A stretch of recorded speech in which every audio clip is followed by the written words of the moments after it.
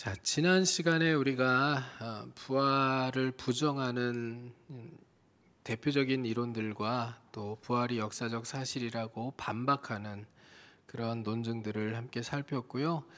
또 부활의 소망이 주는 여러 확신들이 무엇인지를 함께 나누었습니다. 오늘은 이어서 이 부활장의 마지막 그 결론 부분이거든요. 58절의 말씀을 통해서 부활을 믿는 우리가, 즉 부활 신앙을 가진 우리가 어떻게 살아가야 하는지, 어떤 삶의 모습을 가져야 되는지 함께 생각해 보는 시간들을 가지려고 합니다. 58절 말씀 전체를 가지고 세 부분으로 나누어서 오늘 말씀을 통해 은혜를 받기를 원합니다. 첫 번째 우리가 생각할 부분은요, 견실하며 흔들리지 말고라고 하는 부분입니다. 한번 따라해 보실까요? 견실하며 흔들리지 말고. 자, 첫 번째 이제 대지를 우리가 살펴보기 전에요, 그 앞부분에 호칭을 한번 보세요. 그러므로 내 사랑하는 형제들아, 이렇게 바울이 고린도 교회 교인들을 부르고 있거든요. 사실 고린도 교회는 지금 바울의 속을 많이 썩이고 있는 교회예요. 온갖 분쟁들이 이 안에 일어나 있고요. 네가 잘났다, 내가 잘났다, 이거 가지고 막 싸우고 있는 교회거든요. 그러면 사실 사도 바울의 입장에서요, 마음이 너무 불편하겠죠. 지금 이 고린도 전후서 전체를 다 이 교회의 문제, 분쟁 이런 것들을 해결하기 위해서 지금 편지를 쓰고 있는 상황이거든요. 그러면 내 사랑하는 형제들아, 이 말이 나올까요? 안 나올까요? 쉽지 않아요.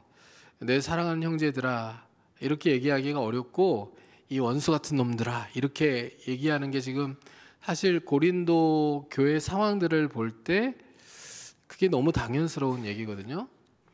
그런데 바울이요, 내 사랑하는 형제들아 이렇게 불러요. 이건 그냥 편지를 쓰기 때문에 상투적으로 이렇게 쓰는 걸까요? 아니면 바울의 진심일까요? 바울의 진심일까요? 아니면 그냥 하는 말일까요? 안 사랑하는데 그래도 내가 안 사랑한다고 얘기하면, 이 원수 같은 놈들아 이렇게 얘기하면 편지에 쓴 내용들을 안 받아들일 것 같으니까 내 사랑하는 형제들아 이렇게 얘기를 했을까요? 아니에요. 바울의 진심이에요.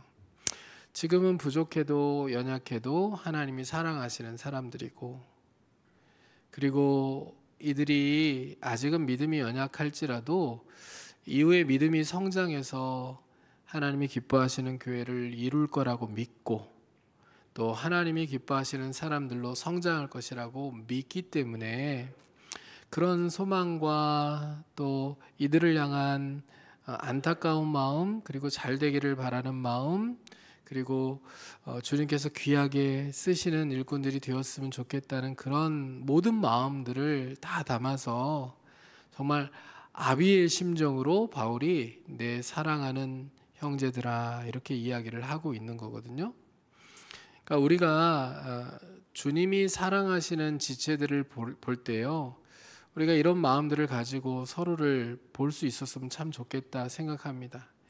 교회들이 많이 어려워지고 깨지는 이유 중에 하나는 교회 안에서도 무리를 짓기 때문이고요. 교회 안에서도 내 마음에 드는 사람과 내 마음에 들지 않는 사람들을 이렇게 나누는, 사람마다 저마다 나누어서 생각하는 그런 모습들이 나타나기 때문에 교회들이 어려움을 겪거든요. 근데 만일 바울이 가진 이 마음처럼 내 사랑하는 형제들아라고 내 마음에 들든 들지 않든 주님께서 사랑하시는 사람들, 기대하시는 사람들, 그 사람들을 바라봐 주면서 주님의 기대를 가지고 나도 그들을 기대하고 또 사랑하고 섬기는 그런 마음의 자세와 태도를 가지고 우리가 서로를 사랑하는 형제들아, 자매들아 이렇게 부를 수 있다면 정말 행복하고 아름다운 교회를 이루어갈 수 있지 않겠습니까? 대답을 좀 해보세요. 그렇죠? 그런 마음을 가지고 우리가 서로를 섬기고 또 사랑하고 배려하며 살아갈 수 있기를, 그리고 교회를 세워갈 수 있기를 주님의 이름으로 축복합니다.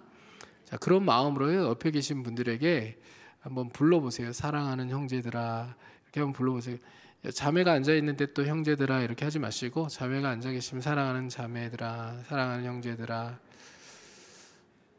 자, 이 마음을요, 내가 마음에 들든 들지 않든 주님의 마음을 가지고 그렇게 서로를 보고 또 부를 수 있어야 된다. 이것을 꼭 기억하며 살아갈 수 있기를 바라요. 자, 첫 번째 대지로 들어가 보면요, 견실하며 흔들리지 말고 이렇게 바울이 얘기합니다. 여기 견실하다라고 되어 있는 이 단어, 헬라어의 단어는 뿌리를 깊이 내린 이 안정된 위치를 의미해요. 그 뜻을 가지고 있어요. 견실하다라는 게 헬라어로는 뿌리를 깊이 내린 안정적인 위치를 의미하는 거예요. 그리고 흔들리지 말고라고 하는 이 단어는 뿌리를 깊이 내렸기 때문에 옮겨지지 않는, 여러분 뿌리를 깊이 내린 나무는 뽑아서 옮기기가 쉽지가 않잖아요. 이렇게 옮겨지지 않는, 그리고 뿌리를 깊이 내렸기 때문에 이렇게 동요되지 않는, 요동하지 않는 그런 뜻을 가지고 있는 단어예요. 그러니까 두 단어가 의미하는 게 뭐겠어요?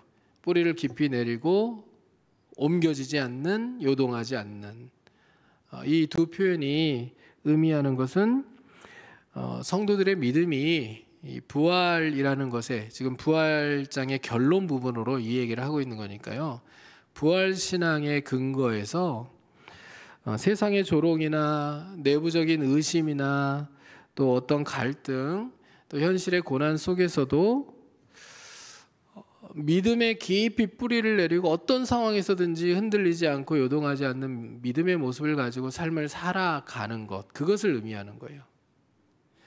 지금 고린도 교회 교인들은 그렇게 살아가고 있습니까? 그렇게 살아가지 않고 있습니까? 그렇게 살아가고 있다면 견실하며 흔들리지 않고 이렇게 얘기할 필요가 없잖아요. 그러니까 이들은 지금 그렇게 살고 있질 않아요. 근데 바울은요, 이들의 모습이 그렇게 될 수 있다고 기대하면서, 지금은 비록 믿음이 깊이 뿌리를 내린 것 같아 보이지도 않고 요동치 않는 믿음을 가진 것 같아 보이지도 않지만, 이들의 믿음이 앞으로 견실하며 흔들리지 않는 믿음이 될 것을 소망하면서 이 이야기를 하고 있다고 생각해요. 여러분, 모소대나무라는 것을 아십니까? 혹시 들어보신 적은 있으시죠? 모소대나무라는 식물이 있는데 중국 남부에서 자란다고 해요. 근데 이 모소대나무는 이런 특징을 가지고 있어요. 그러니까 농부가 이 대나무 씨를 뿌리면 보통 대나무들은 빨리빨리 자라나는데 이 대나무는 잘 안 자라요. 그러니까 4년 정도 계속 물을 주고 옆에 잡초를 뽑아주고 또 털을 가꿔주고 또 거름을 주고 막 이렇게 해도 잘 안 자라요. 4년 동안 거의 자라질 않아요. 그러니까 농부의 마음은 어떤 마음이겠어요? 아니, 대나무는 원래 잘 자라잖아요. 근데 안 자라요. 그래도 계속 언젠가는 자라겠지 하고 물을 주고 거름을 주고 잡초를 뽑아주고 이렇게 하면요, 5년째 되는 해에 5년째가 되는 해가 되면 6주 동안에 20m를 한꺼번에 자라요. 놀랍죠? 4년 동안 거의 안 자라다가 5년이 되는 해가 딱 되면 6주 만에 20m 이상을 자라요. 놀랍죠? 근데 학자들이 그렇게 얘기해요. 모소대나무가 사실 6주 만에 20m를 자라면 뿌리를 깊게 내리고 있지 않은 상황이라고 하면 이 나무는 금방 넘어질 수밖에 없겠잖아요. 자라는 속도가 너무 빠르면, 그리고 너무 높이 자라면 금방 쓰러지겠잖아요. 학자들이 얘기하는 건 그거예요. 5년 동안을 계속 자란 거다. 사람들의 눈에 보기에는 4년 동안 안 자라다가 5년째 자란 것처럼 보이지만 실제로는 그렇지 않다는 거예요. 4년 동안도 눈에는 잘 보이지 않았지만 자라고 있었다는 겁니다. 어디로 자라고 있었을까요? 위로가 아니라 밑으로 깊이 뿌리를 내리면서 4년 동안 6주 동안에 20m가 넘게 클 수 있는 준비를 하고 있었다는 거예요. 계속 밑으로 자라면서 뿌리를 내리고 있었다는 얘기예요.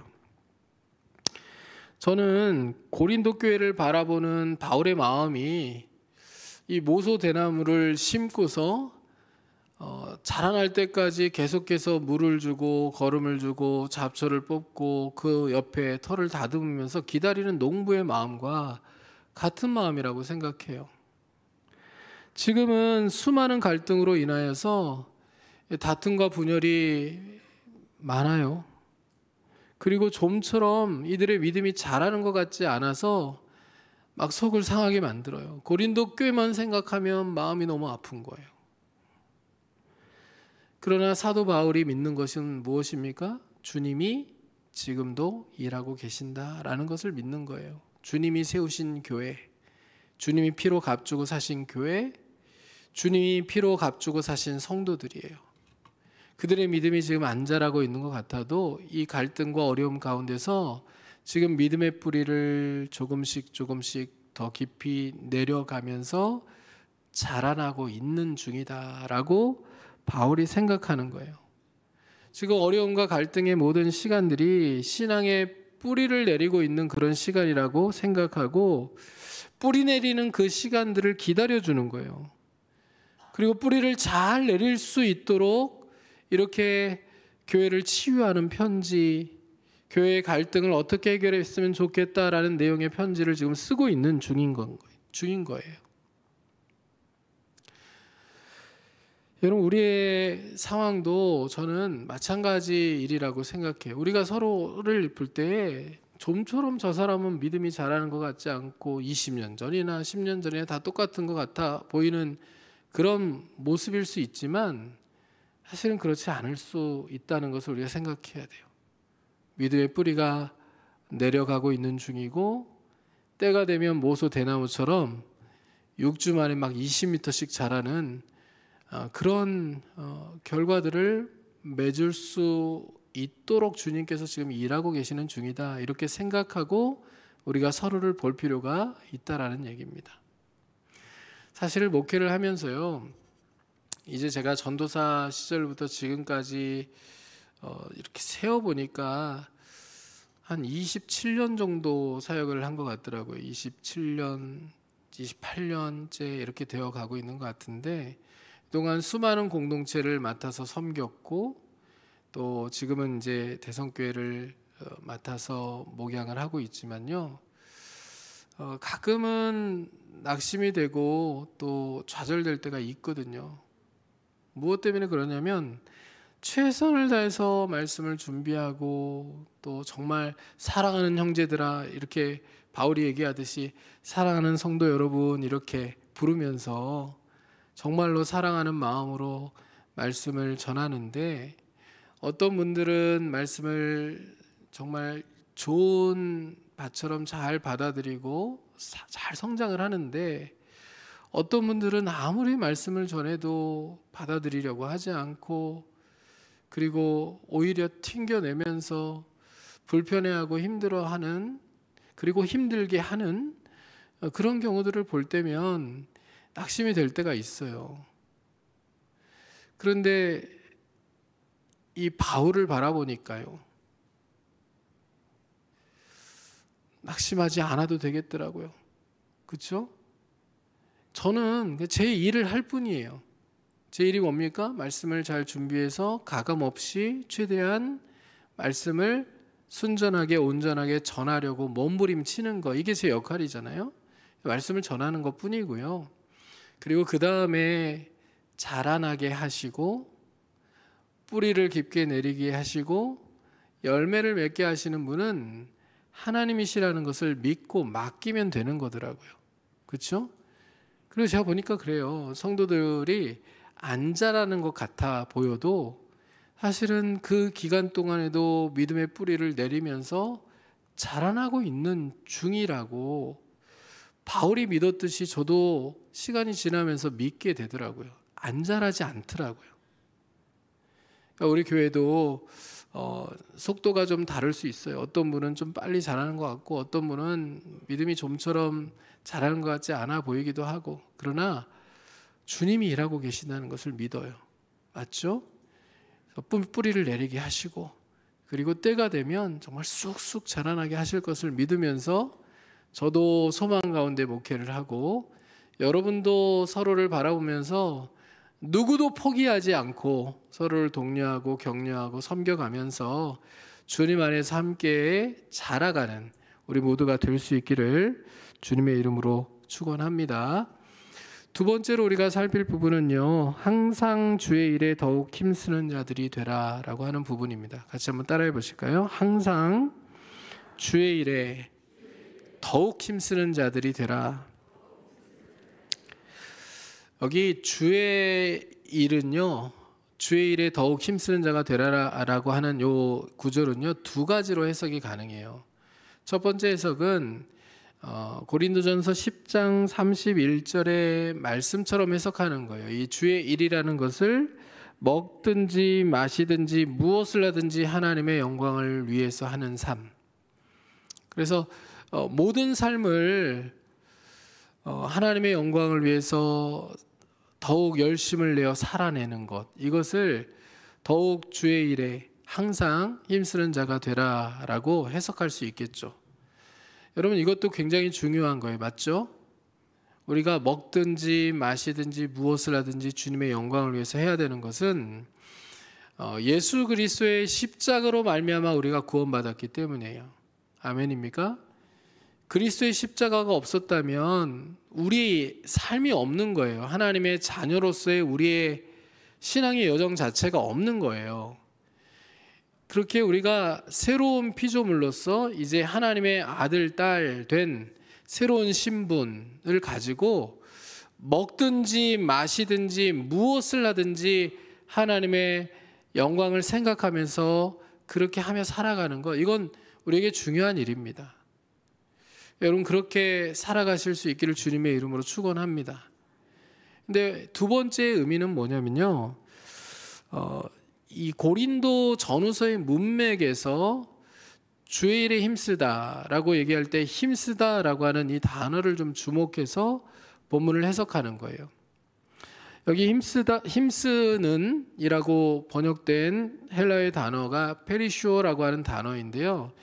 이 단어는 넘치도록 하다, 풍성히 하다, 또 충만히 참여하다, 이런 의미를 가지고 있는 단어예요. 단지 열심히 하다라는 의미가 아니라, 그러니까 힘쓰다, 열심히 하다라는 의미만 갖는 게 아니라요, 넘치도록 하는 것, 풍성하게 하는 것, 그다음에 충만하게 참여하는 것, 이런 의미를 가지고 있는 단어예요. 고린도 전후서의 문맥에서는요, 그냥 단순히 열심을 내라라는 의미를 넘어서서 교회를 세우는데, 교회의 덕을 세우는데 집중되는 헌신을 가리킬 때 이 단어가 항상 쓰여요. 3번 사용됐는데 3번 다 교회의 덕을 세우는 것, 공동체를 아름답게 세워가는 것, 이것과 관계해서 이 페리쇼라고 하는 단어가 사용되고 있다는 거예요. 오늘 본문도 마찬가지예요. 그래서 오늘 본문을 페리쇼라는 단어의 이 의미를 생각하면서 주의 일이 무엇인지를 생각하면 교회를 세우는 것, 교회의 덕을 세우는 것, 공동체의 유익을 위한 것에 너희가 가진 은사, 너희가 가진 열심, 너희가 가진 에너지, 너희가 가진 비전, 이 모든 것들을 사용하라. 더 열심히, 더 최선을 다해서 사용하여 헌신하라. 이런 의미로 해석할 수 있다는 거예요. 여러분, 저마다 주님의 일을 한다고 하는 사람들은요, 다 열심히 합니다. 제가 볼 땐 다 열심히 해요. 교회 봉사 열심히 합니다. 최선을 다해서 한다고 얘기합니다. 근데 은사도 또 열심도 반드시 교회의 유익을 위하여, 공동체의 유익을 위하여 사용하는 것이 중요한 전제가 되고 원칙이 되어야 된다는 것을 우리가 꼭 기억할 필요가 있는 거예요. 그러니까 고린도 교회는요, 정말 특별한 교회였어요. 은사가 넘쳐나는 교회였습니다. 이 교회 성도들에게 하나님께서 주신 은혜가 얼마나 특별한지 은사가 충만한 교회였어요. 고린도전서 12장을 딱 열어보면요, 우리가 은사에 대한 이야기들을 쭉 보게 되는데 얼마나 많은 은사를 이 고린도 교회가 받았는지 몰라요. 고린도 교회 성도들이 은사를 정말 많이 받았어요. 근데 은사를 받고요, 교회를 섬겨야 돼요. 은사를 하나님이 주시는 목적이 무엇입니까? 자, 은사를 하나님이 주시는 목적이 무엇이겠어요? 그리스도의 몸인 교회를 세우기 위하여 은사를 주신 거거든요. 근데 은사를 많이 주셨더니 은사를 가지고 경쟁을 해요. 어떤 은사가 더 좋은 은사인지, 어떤 은사가 더 큰 은사인지 이거 가지고 막 경쟁을 한다는 거예요.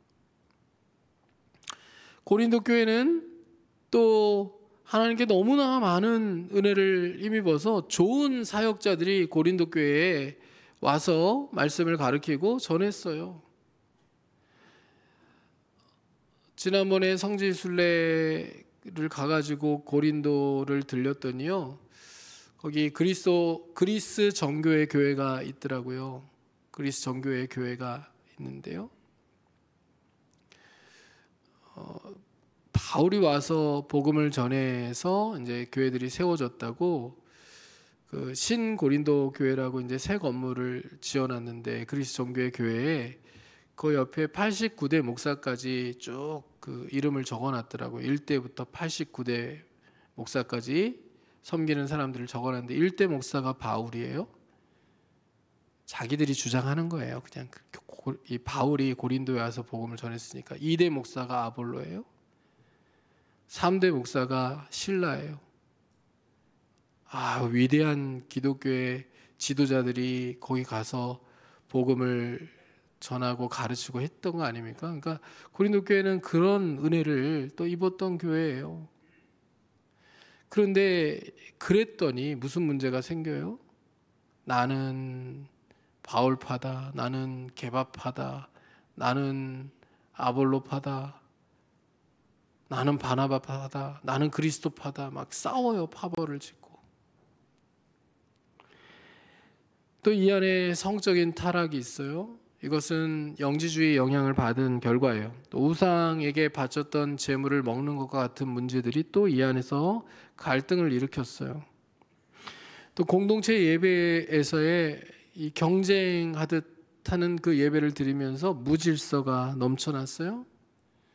또 각자 받은 은사를 이 예배 안에서, 교회 안에서 막 사용하는 문제에 있어서 너도 나도 없이 막 다투었기 때문에 은사의 남용과 은사를 올바르게 사용하지 못해서 일어나는 심각한 부작용들이 이 교회 안에 너무나도 많이 있었던 거예요. 그러니까 정리를 하면요, 은사는 있었는데 덕이 없어요. 교회를 세우는 덕이 없는 거고요. 열심은 있는데 방향이 틀려 먹은 교회예요. 여러분, 우리 교회는 어떠한가요? 혹시 우리도 받은 은사들은 있는데 교회를 세우는데 그 은사를 사용하는, 이 교회를 온전히 아름다운 교회로 세워가려는 그런 마음들, 덕이 부족하고, 혹시 열심은 있는데 내가 원하는 거를 이루려고 하는 그 열심들이지, 내가 하고 싶은 걸 하고 내가 원하는 거를 반드시 해내야 되겠다는 그런 열심들이지, 전체 공동체를 생각하면서 공동체의 유익을 위하여 그 열심이 활용되고 있는지, 즉 전체 공동체의 방향과 맞게 그 열심이 발휘되고 있는지 우리 생각해 봐야 될 것 같지 않습니까? 고린도 교회와 현대의 교회들이 닮은 부분들이 있어요. 그렇기 때문에 고린도 전후서가 여전히 우리에게도 유익한 겁니다. 유효한 거고요. 바울이 주는 권면을 우리가 마음에 새겨야 되는 이유가 거기에 있는 겁니다. 바울은 균열과 혼란의 고린도 교회에 이 페리쇼라고 하는 이 단어를 통해서 부활 신앙이 구체적으로 공동체 회복으로 연결되어 나타나야 된다는 것을 지금 강조하여 말하고 있는 거예요. 고린도전서 14장 12절에서는 이 열심, 힘쓰는 것들이, 헌신하는 것들이 공동체의 덕을 세우기 위하여 어떻게 사용되어야 되는지 바울이 이렇게 얘기합니다. 같이 한번 14장 12절 말씀을 읽어보겠습니다. 그러므로 너희도 영적인 것을 사모하는 자인즉 교회의 덕을 세우기 위하여 그것이 풍성하기를 구하라. 영적인 것을 사모하는 사람들이니까, 너희들이 은사를 사모하고 영적인 것들을 사모하는 사람들이니까 그게 교회의 덕을 세우기 위하여서 풍성해지기를 구하라는 얘기예요. 그러니까 교회의 덕을 세우는 것과 무관한 은사는 이건 좋은 게 아니라는 거예요. 그 다음에 고린도 후서 8장 7절에도 이렇게 이야기를 해요. 같이 한번 읽어보겠습니다. 오직 너희는 말과 지식과 모든 간절함과 우리를 사랑하는 이 모든 일에 풍성한 것 같이 이 은혜에도 풍성하게 할지니라. 여기도 풍성하게 할지니라 라고 번역되어 있는 이 부분이 페리슈어인데요. 단순히 마음의 열심을 품는 것을 의미하는 게 아니라 구체적이고 실제적인 공동체적 섬김의 그런 삶을 살아갈 것을 얘기하는 거예요. 특별히 여기는 헌금과 돌봄의 상황들을 전제로 해서 이야기를 하는 겁니다. 공동체를 세워가는 헌금과 그리고 돌봄에 대해서 강조하여 이야기하고 있는 거예요. 그러니까 바울은 이 단어를 통해서 부활신앙이 단순한 내면의 고백에 그쳐서는 안 된다고 얘기하는 거고요. 자기 감정적인 열심에 그쳐서는 안 된다는 것을 얘기하는 거고요. 힘쓰고 애쓰고 헌신하는 모든 일들은 교회를 덕스럽게 세우는 구체적이고 지속적인 헌신으로 이어져야 하나님께 영광이 된다는 것을 강조하여 말하고 있는 거예요. 그러니까 항상 주의 일에 더욱 힘쓰는 자가 되라 라고 하는 이 말은요, 더 열심히 일해라, 더 열심히 봉사해라, 더 열심히 헌신해라, 그 얘기가 아닌 거예요. 너희의 열심이, 너희의 헌신이, 너희의 봉사가 교회를 세우고 서로를 유익하게 하며 부활신앙 안에서 공동체의 하나됨을 세워가는 일들에 그렇게 쓰여지도록 열심을 내고 헌신을 하라라는 의미입니다. 제가 말씀을 준비하면서 지난 8년 동안에 우리 교회를 생각해 봤거든요. 그래서 참 감사하더라고요. 감사한 마음을 갖게 되더라고요. 많은 분들이 묵묵히 자기를 드러내지 않고 자기의 욕심을 추구하고 내가 원하는 것을 교회에서 관철시켜서 뭔가 해내려고 하는 그런 마음이 아니라, 제가 목회하는 모든 목회의 방향과 정책과 철학이 다 마음에 들 수는 없는 거 아닙니까? 사람마다 생각이 다를 수 있는데, 당회에서 결정을 하고 어떤 정책을 세우고 하면요, 그래도 우리 성도들 대부분이 다 묵묵히 자기에게 맡겨준 일들을 정말 충성스럽게 감당하면서 교회를 세우는 일들의 마음을 모아 주시는 거, 그것을 이제 생각할 때 참 감사한 마음들이 들더라고요.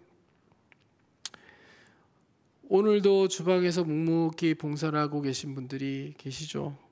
또 차량 주차 봉사로 1부 예배를 드리고 2부, 3부 차량 주차 봉사를 하시는, 하루 종일 그렇게 헌신하시는 분들이 계시고, 또 누가 시키지 않았음에도 불구하고 자발적으로 또 성도들의 교제와 또 소통을 위해서 또 카페를 만들어 운영하고 또 메뉴들을 만들고 섬기며 그렇게 봉사하는 분들이 또 계시고, 주일날 되면 또 일찍 오셔서 안내팀으로 봉사하시고, 또 새가족들을 양육하는 양육교사로 봉사하시고, 주중에 내내는 또 성도들의 급하고 어려운 사정을 위하여서 119 중보기도팀으로 봉사를 하시고, 또 우리 권사님들은 수시로 또 조를 짜서 교회의 기도가 끊이지 않게 하기 위해서 계속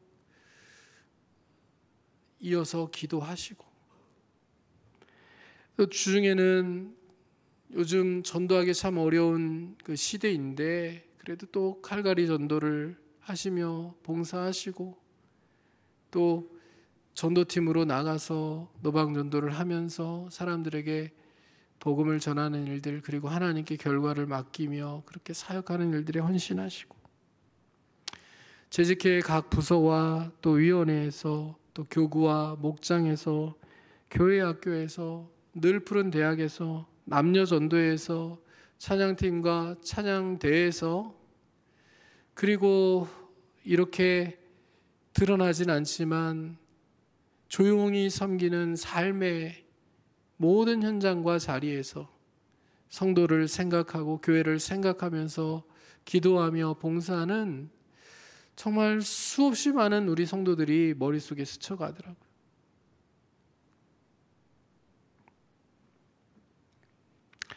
여러분, 건강하지 않은 교회는요, 병을 가지고 있거든요. 건강하지 않은 교회가 가지고 있는 가장 크고 무섭고 강력한 병이 뭔지 아세요? 따라해 보세요. 섭섭병. 예, 섭섭병이에요. 그러니까 내가 뭔가를 하면 누가 알아주고 막 인정해주고 칭찬해주고 막 이렇게 해야 되는데, 그러지 않는 것 때문에 섭섭한 사람들이 많으면 많을수록 그 교회는 건강하지 않아요. 병든 교회예요. 제가 우리 교회는 어떤가라고 생각을 해봤더니 우리 교회는 어떨까요? 우리 교회는 건강하더라고요. 뭘 뭐 안 해줬다고 섭섭하고, 내가 하는 거 뭐 안 도와줬다고 막 섭섭하고, 안 알아줬다고 섭섭하고, 이렇게 얘기하시는 분들이 별로 없어요. 제가 말하는 거 잘 들으세요. 별로 없어요. 그러니까 없지는 않아요. 있기는 해요. 그런데 많지는 않아요. 그러니까 이게 많으면 심각하고 병든 거거든요. 여러분, 우리 속에도 다 좋은 균만 있는 게 아니잖아요. 우리 속에 안 좋은 것들이 있어요. 그런데 그 안 좋은 것들이 많으면 문제가 되잖아요. 근데 안 좋은 것들이 그냥 적어서 건강한 세포들이 안 좋은 것들을 이길 수 있는 그런 상황이 되면 괜찮은 거예요. 맞죠? 그러니까 없는 건 아니에요. 없다고는 못해요. 가끔씩 와서 쳐들어와가지고 힘들게 하시는 분들이 계시는 건 맞아요. 근데 많지 않아요. 건강해요. 감사한 거예요. 그래서 제가 없어지기를 꿈꾸지는 않아요. 그러나 변화되었으면 좋겠어요. 그 소수의 분들도 변화되었으면 좋겠어요. 뿌리를 내리고 계신 중이라고 믿어요. 이제 위로 자랄 일만 남았다고 믿어요.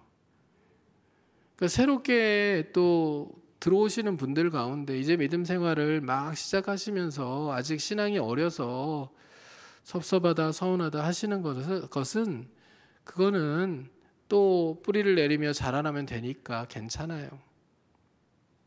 근데 신앙의 연륜이 차면서도 10년, 20년, 30년, 40년 이렇게 지나가면서도 이 섭섭한 것들이 마음속에 계속 누적되어서 나를 알아주기를 바라고 알아주지 않을 때 마음이 불편하고 이런 상황들이 되면 이것은 내가 지금 잘하고 있지 못하다라는 이야기이기 때문에 그 부분을 한번 점검하시고 주 안에서 겸손하게 나는 무익한 종이라 모든 영광은 주님께서 받으셔야지, 이런 마음들을 가지고 살아갈 수 있는 우리 모든 성도님들이 되실 수 있기를 주님의 이름으로 축복합니다. 지금까지 우리 교인들이 묵묵히 자기에게 맡겨진 사명들을 잘 감당하며 그렇게 섬겨주시는 것에 감사하고, 앞으로도 변함없이 부활신앙 안에서 교회의 머리는 주님이시고 또 교회는 그리스도의 몸이니 교회를 덕스럽게 세워가기 위한 열심과 헌신을 가지고 교회를 섬기며 살아가는 우리 모든 성도님들이 다 되실 수 있기를 주님의 이름으로 축복합니다. 마지막 세 번째로 우리가 생각할 것은요, 자, 한번 따라해 보시죠. 이는 너희의 수고가 주 안에서 헛되지 않은 줄 알미라. 자, 이 구절을 생각하는 겁니다. 이 구절은 사실 바울이 위로를 주고 소망을 주는 그런 내용의 말씀을 하는 거잖아요. 사람들은 누구나 다 인정 욕구가 있어요. 알아주기를 바라고 또 내가 원하는 것을 하면서요, 열심을 해서 무엇인가를 이루고 그 이룬 것에 대하여 평가를 받고 싶어하는 마음들이 저마다 다 있습니다. 근데 그것을 내려놓는 일은요, 정말 자기를 부인하고 자기 십자가를 지고 주님을 쫓는 삶이에요. 이게 어렵잖아요. 어려운 걸 알기 때문에 사도 바울이 이야기하는 거예요. 너희들 그렇게 사는 거 어렵고 힘든 거 알아.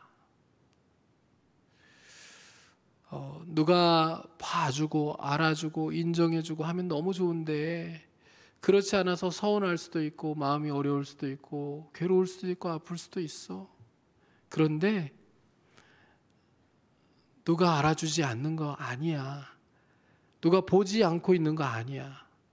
주님이 다 보고 계시고 주님이 다 기억하고 계시고 주님이 너희의 모든 수고를 다 알고 하늘 창고에다가 다 저장해 두고 계시니 그러니까 힘내. 너희의 수고가 절대 주님 안에서 잊혀지지 않아. 주님께서 다 기억하고 갚아주실 거야. 이렇게 위로하고 있는 거예요. 여러분, 우리의 신앙은요, 수고는요, 또 주님을 향한 헌신은요, 결코 잊혀지지 않습니다. 믿으십니까? 결코 잊혀지지 않아요. 주님께서 잊지 않으세요. 그래서 그런 믿음을 가지고 누가 나를 보지 않아도 알아주지 않아도 주님께서 다 보고 또 아시고 반드시 갚아주신다. 이 마음을 가지고 우리가 살아가야 해요. 부활신앙을 가졌다면. 부활신앙을 가졌다는 게 뭐예요? 우리가 주님을 다시 만난다는 것을 의미하는 거 아니에요? 주님을 만났을 때 우리의 인생을 결산한다는 거 아니에요? 그렇죠? 살아계신 주님을 우리가 만났을 때 우리의 인생의 최종 결산을 이룬다는 거 아닙니까? 그때 결산하면 돼요. 그래서 부활신앙을 가진 사람은요, 내 삶의 모든 신앙의 수고가 헛되지 않다는 것을 믿고 주님을 만나서 최종 결산할 것을 생각하며 살아가요. 실제로 그런 부활신앙의 인생을 끝까지 걸었던 분이 계십니다. 우리가 잘 아는 안희숙 여사 이야기예요. 에스더 안이라고 하는 그 선교사로 후에 활동을 하셨죠. 죽으면 죽으리이다. 그렇죠? 일제시대 때 신사참배를 거부하고 투옥이 돼서 온갖 모진 고문들을 다 겪잖아요. 그럼에도 불구하고 죽으면 죽으리이다. 에스더서에서 나오는 그 고백들을 하면서 그 고문을 견뎌내요. 주님을 버리지 않아요. 주님을 위한 이 생명을 건 수고를 옥중에서 감당을 하는 거 아니에요? 그렇게 이제 해방이 되고 난 이후에 미국으로 건너가서 자신이 겪었던 그 모든 일들과 또 주님을 붙들었던 이 부활 신앙을 이곳저곳을 다니면서 간증하고 나중에 책으로 썼죠. 그리고 선교사로 활동하다가 이분이 이제 마지막 하나님의 부르심을 받을 때 이렇게 고백해요. 나는 오늘 죽지 않습니다. 나는 영원으로 옮겨집니다. 부활하신 주님이 나를 기다리시기 때문입니다. 이런 말을 하거든요. 그러니까 옥에서 그 고문을 견딜 수 있었던 이유도, 평생을 그렇게 주님을 위해 살아갈 수 있었던 이유도 부활하신 주님이 나를 기다리시기 때문이고, 나는 지금 죽는 게 아니라 영원으로 옮겨지는 것이고, 부활하신 주님 앞에서 내 인생의 최종 결산을 한다라는 이 믿음을 가지고 살았기 때문에 그 어려움들을 견디고 끝까지 신앙의 완주를 할 수 있었던 거예요. 이분은 분명히 자신의 모든 수고가 주 안에서 헛되지 않음을 믿은 분이에요. 여러분, 우리의 수고도 마찬가지라는 것을 우리가 꼭 기억하며 신앙의 경주를 할 수 있었으면 좋겠어요. 우리의 모든 수고도 헌신도 결코 주님께 잊혀지지 않습니다. 주님 반드시 기억하십니다. 그리고 반드시 결산의 때에 우리에게 갚아 주실 겁니다. 우리가 잘 알고 있는 강준민 목사님, 많은 책들을 쓰셨죠. 이 강준민 목사님이 이 목회 칼럼을 통해서 이렇게 말씀하시거든요. 우리의 수고는 사람에게 보이지 않아도 하나님은 기억하신다. 그분은 우리가 드린 눈물, 헌신, 순종, 사랑, 고통의 밤을 모두 셈하시고 하늘 창고에 저장해 두신다. 저는 이 구절을 이렇게 읽을 때요, 눈물이 핑 돌더라고요. 이 땅에서 우리가 하는 모든 수고가 가치 없고 무의미해 보이고 헛수고처럼 느껴지는 그런 상황들이 있을 수 있잖아요. 근데 절대 그렇지 않다는 거예요. 주님께는 그런 게 없다는 거예요. 우리의 눈물, 우리의 모든 수고, 잠을 못 이루고 고민한 우리의 고민들, 고통의 밤들, 우리가 주님께 드린 작은 예물들, 또 작은 순종의 발걸음들, 그 어떤 것이라도 주님께서 기억하신다는 거예요. 하늘 창고에 저장해 두시고, 그리고 마지막 결산의 날에 반드시 갚으신다는 거예요. 여러분, 우리가 이 믿음을 가지고 우리의 남은 신앙의 여정을 힘있게 감당해 갈 수 있기를 주님의 이름으로 축원합니다. 내 수고가 잊혀지지 않는다. 주님 반드시 기억하신다. 주님 반드시 갚아주신다. 이 마음을 가지고 살아갈 수 있었으면 좋겠어요. 사랑하는 성도 여러분, 오늘 우리는요, 이제 고린도전서 15장 결론 부분을 살피면서 우리가 어떻게 살아가야 될지를 다시 한번 분명히 확인을 했어요. 어떻게 살아가야 됩니까? 사랑하는 형제들아, 그 다음에 뭐죠? 오늘 세 가지 대지로 나눠서 얘기한 거. 견실하며 흔들리지 말고 항상 주의 일에 더욱 힘쓰는 자들이 되며, 그 다음에요, 이는 우리의 수고가 주 안에서 헛되지 않은 줄 알기 때문에. 여러분, 그렇게 부활신앙을 가지고 더 힘있게 남은 우리의 믿음의 경주를 하며 주님을 기쁘시게 하는 인생을 살아가는 우리 모두가 될 수 있기를 주님의 이름으로 축복합니다.